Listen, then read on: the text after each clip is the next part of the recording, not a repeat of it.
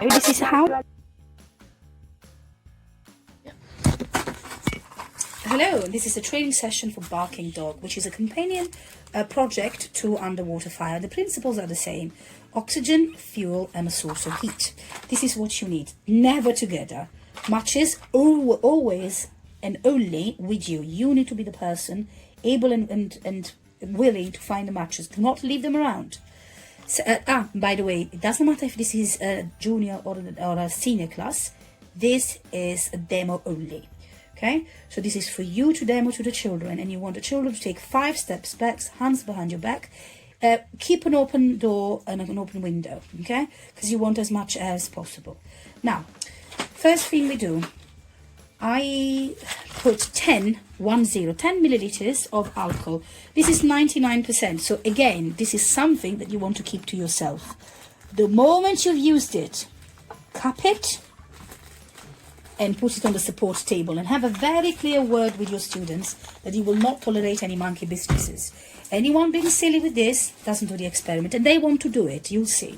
Now, try to get yourself a dinky cup with a beak, because it makes your life easier. Now, this is the delicate part. Make sure that when you pour the alcohol in, it goes all around, and you're touching as much as possible. But don't worry, because you'll get to shake as well. But this will make your life easier, so why not doing it? Now, the other thing I always tell my students is, as this is a controlled fire, we need to know where the fuel is. And this is why I always wipe. Even if I think I have not spilled any, I always wipe my vessel, whatever I use. In this case, it's this jar, because I need to know exactly what the fuel is. And if some has trickled down, you get the gist, right? Now, at the moment, you just go through the recap. What do we have? We have got oxygen. What else do we have? We have got a form of fuel. This is alcohol. What else do we need? We need a source of fire, a heat. In this case, fire. Now, remind them again that if anyone is being silly now, they don't get to see anything. Now, this is where the savior of the day appears. If you, like me, have got a very beautiful and spectacular jar without a top, without a lid, what do you want? You want masking tape. And how do you want to use it? You want it wrapped around the neck, wrap, and then it's wrapped over, because it will make sense to you in a second. What do you need to do now? You need to actually secure it, make sure it's as tight as possible, because this is what you need to do now. You need to shake, and twirly, put it aside and twirly. What are you doing? You are effectively making sure that the fuel is everywhere. Now, this could be a bit untidy, especially if you've not wrapped it properly, but this is why you keep it with you, either paper or a towel, so you can wipe the vessel again. Yeah, now they will beg you to do it themselves. Now the answer is, what do you think? The answer is always a categorical no.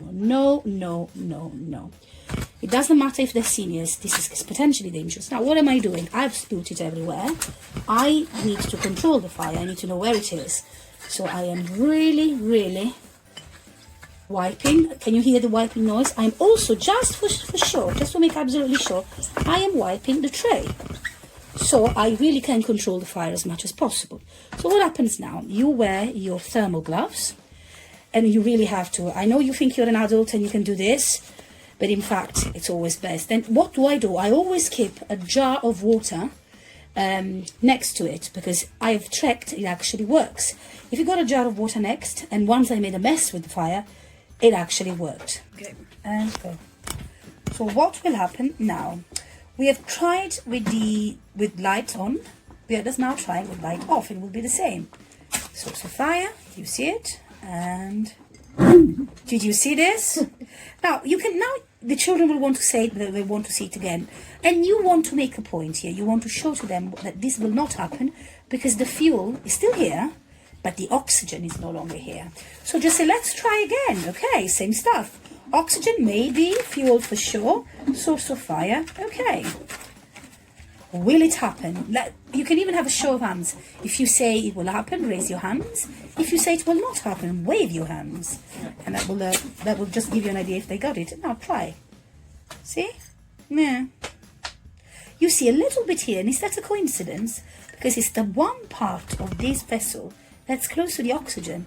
So there obviously was still fuel. It was close enough to the oxygen for the combustion to happen. But nothing here. Now, what do you want to say? Would you like to see it again? And now you say, would you like to see it again? They'll say yes. So what do you do with a pump? If you can, don't blow in. I don't care if it sounds easy.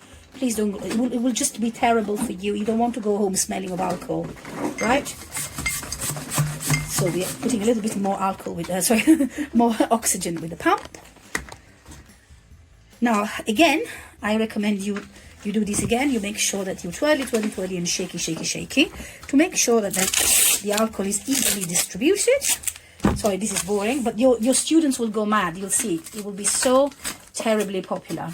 Again, masking tape, unless you are lucky and you've got a lid or something to shake it properly, you have to add some masking tape. The good thing is that it's quite easy. You don't want this. You obviously, I don't know if you see, no, you probably are not seeing me, but I am wearing goggles. So now shake, twirl. And remember, whatever happens, no more than 10 milliliters of alcohol. I have tried with more, and I have to say, it just was not suitable for a demo with children. It was a massive woof. They may like it, but it's not, I don't think it's safe enough. So 10 milliliters of alcohol at most. Do not let them beg you and convince you to change this rule, because it's not a good thing. Thank you so much. Right, okay, so I am removing now the tape so that we can now try. Will the dog bark now? It barked the first time spectacularly. It didn't bark the second time, and we were not surprised because there was no oxygen. Now that we have reinserted oxygen, will the doggy bark? Will we find a woof woof with a vengeance? Well, before we try, let's wipe the jar. Thank you so much. Because we do not want unwanted or unrecognized spillages. Remember, this is a controlled fire. And in order to control it, you need to know exactly where the fuel is, where the oxygen is, and where the fire is. And in this case, the moot point was the fuel. Where is the fuel? Now you know. It's only inside. Okay. And now we are doing it again. Sort of creating fire. Are you ready? And oh, what an anticlimax. I'm so sorry. Try again. And wow. And why was it, which bark was the most convincing? The first, the second, or the third? It's the third. And why is that? Because we really went big on the oxygen. So that was the variable. The amount of oxygen was the variable in this experiment. Now, this will be a very popular birthday party and club and camp trick. I will call it experiment, not trick. It doesn't matter what they say, what they plead, what they proffer, and what they promise. This is demo only. And again, let's go through this again.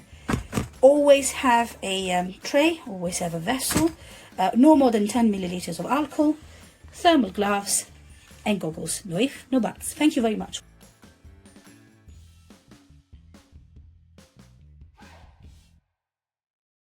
Created using Powtoon.